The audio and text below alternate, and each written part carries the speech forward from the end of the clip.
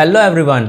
आज हम बात करेंगे पेनी स्टॉक के बारे में। देखिए, ये वो स्टॉक्स होते हैं जो 1 रुपये, 2 रुपये या 10 रुपये में मिलते हैं। और आखिर जो न्यू इन्वेस्टर होता है, जो स्टॉक मार्केट में अभी भी आया होता है, वो क्यों इसके लिए इतना इंटरेस्टेड होता है, इसी के बारे में आज हम बात करेंगे। मैं विजय आपका स्वागत करता हूँ आपके अपने ही चैनल वेल्थ की पाठशाला में। चलिए शुभ आरंभ करते हैं।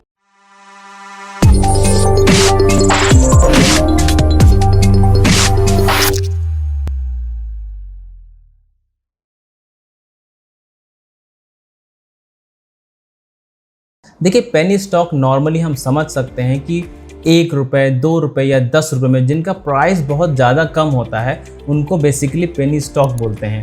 उनका मार्केट कैपिटलाइजेशन यानी जो मार्केट कंपनी की जो वैल्यू होती है वो भी काफ़ी कम होती है, इसी को पेनी स्टॉक बोला जाता है। देखिए, अब अगर हम बात करेंगे अपने इंडियन स्टॉक मार्केट की कुछ बड़ी कंपनियों की, जैसे कि रिलायंस इंडस्ट्री, इस कंपनी की वैल्यू जो है अराउंड 14 लाख करोड़ रुपीज़ है। HDFC बैंक जिसकी अराउंड 8.5 लाख करोड़ है, और ITC जो बिंगो या आशीर्वाद आटा बनाता है, उसकी जो है 2.5 लाख करोड़ वैल्यू है। यानी ये बड़ी कंपनियाँ, इनको लार्ज कैप कंपनीज बोलते हैं।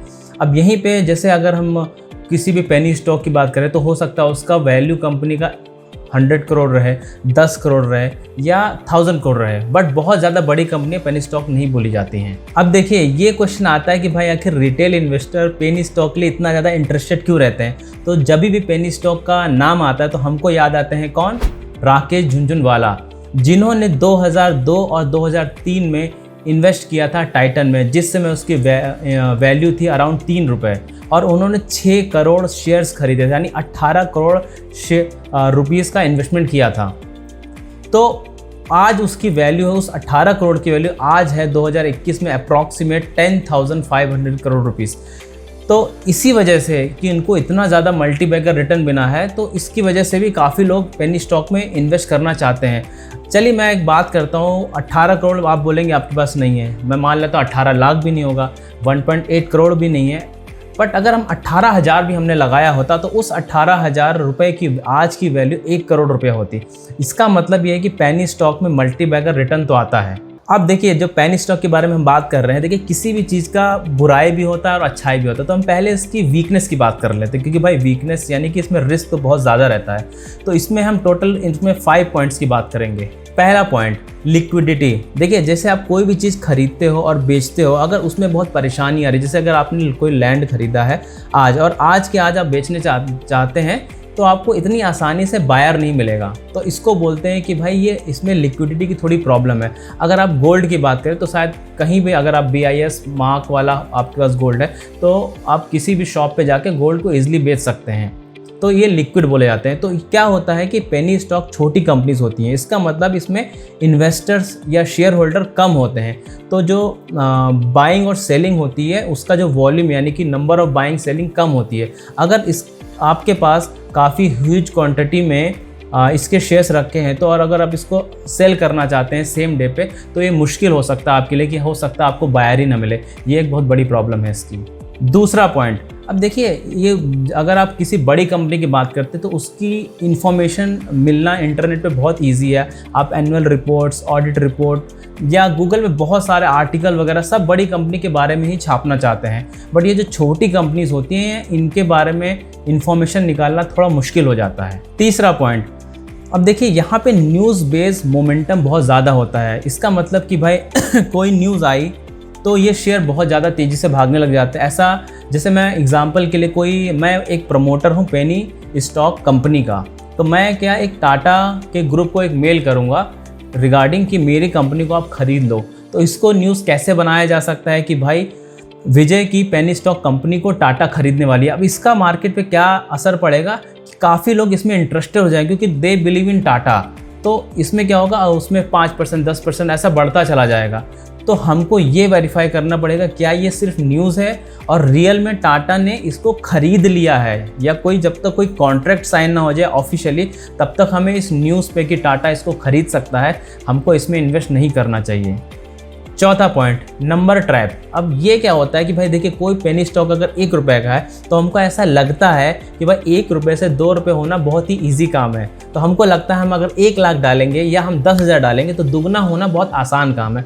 ऐसा बिल्कुल भी नहीं है। 1000 का शेयर अगर अच्छा है तो वो 2000 जल्दी हो सकता है, रेदर देन कि 1 रुपये का शेयर 2 रुपये में।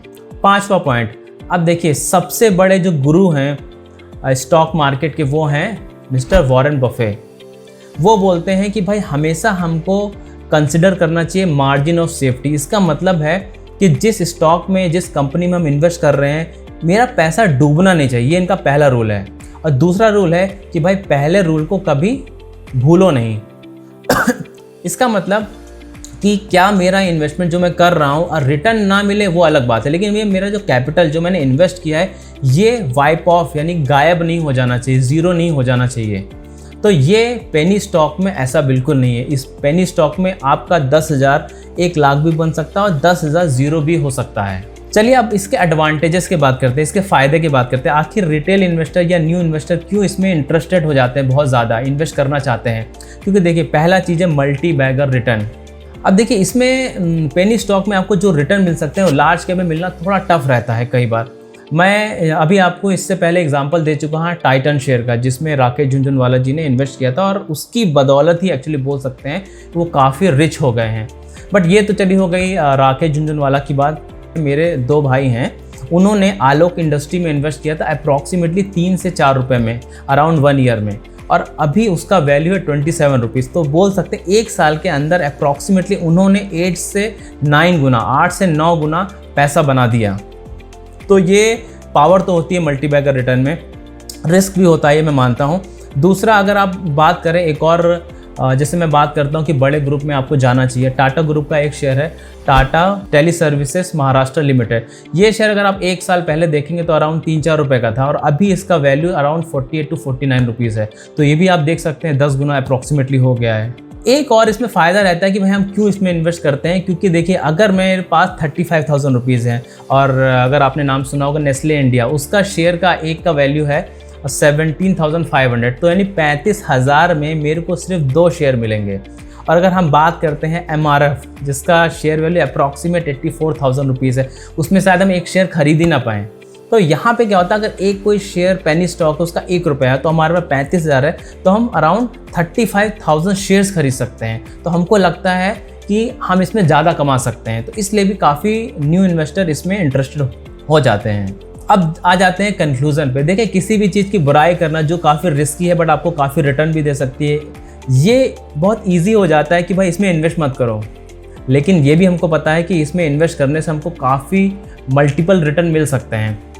तो मैं आपको यही बोलना चाहूँगा कि भाई देखिए कोयले में से अगर हीरा निकालना है तो ये काम बहुत टफ होता है, लेकिन अगर मिल जाता है तो ज़िंदगी बदल जाती है। तो मैं यहाँ पे आपको बोलना चाहूँगा, देखिए पेनी स्टॉक में आप इन्वेस्ट कर सकते हैं। तो 2 पॉइंट हम खाली इसमें बोलेंगे कि क्या आपको कंसिडर करना है। पहला चीज़, आप एक बड़ी ग्रुप की कंपनी चूज़ करें जितना चांसेस हों। ये कोई गारंटी नहीं है कि बड़ी ग्रुप की कंपनी रहेगी तो ऊपर ही चली जाएगी, लेकिन हाँ ये ज़्यादा चांसेस होंगे कि रेदर देन अगर आप एक इंडिविजुअल कंपनी में इन्वेस्ट करते हैं तो आपके नीचे जाने के या आपके लॉस होने के ज़्यादा चांसेस रहेंगे, रेदर देन कि आप बड़ी कंपनी, बड़ी ग्रुप की कंपनी के साथ इन्वेस्ट करते हैं, जैसे कि टाटा ग्रुप हो गया, बजाज ग्रुप हो गया, रिलायंस ग्रुप हो गया। ये कोई गारंटी नहीं है।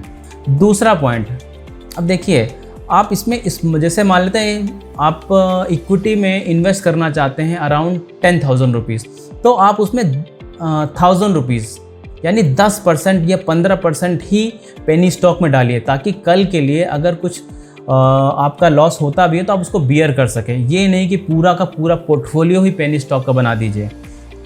और जिस पेनी स्टॉक में डालते हैं, जैसे मैं एग्जांपल ले सकता हूँ अगर येस बैंक का, येस बैंक भी अभी पेनी स्टॉक बना हुआ है 13 से 14 रुपये। तो आपको क्या क्या देखना है, आपको ये देखना है क्या उसकी कोई ब्रांचेस तो बंद नहीं हो रही हैं, क्या उसका जो लॉस है, जिसका जो NPA बोलते हैं, NPA जो उसका बैड लोन्स हैं, क्या वो धीरे धीरे कम हो रहे हैं, क्या उनके लोन्स बढ़ रहे हैं, क्या उनके जो डिपॉजिट्स हैं वो बढ़ रहे हैं। अगर आपको ये सब में इम्प्रूवमेंट लगता है तो आप उसमें कंटिन्यू करके और इन्वेस्ट कर सकते हैं। और अगर इसमें आपको डिपॉजिट्स जैसे कम हो रहे हैं, लोन्स कम हो रहे हैं, NPA और बढ़ता जा रहा है, तो आप इससे दूर ही रहिए। लास्ट में दोस्तों मैं बोलना चाहूँगा, हमने कुछ स्टॉक्स के नाम लिए हैं, आप ब्लाइंडली उसमें इन्वेस्ट नहीं कर दीजिएगा।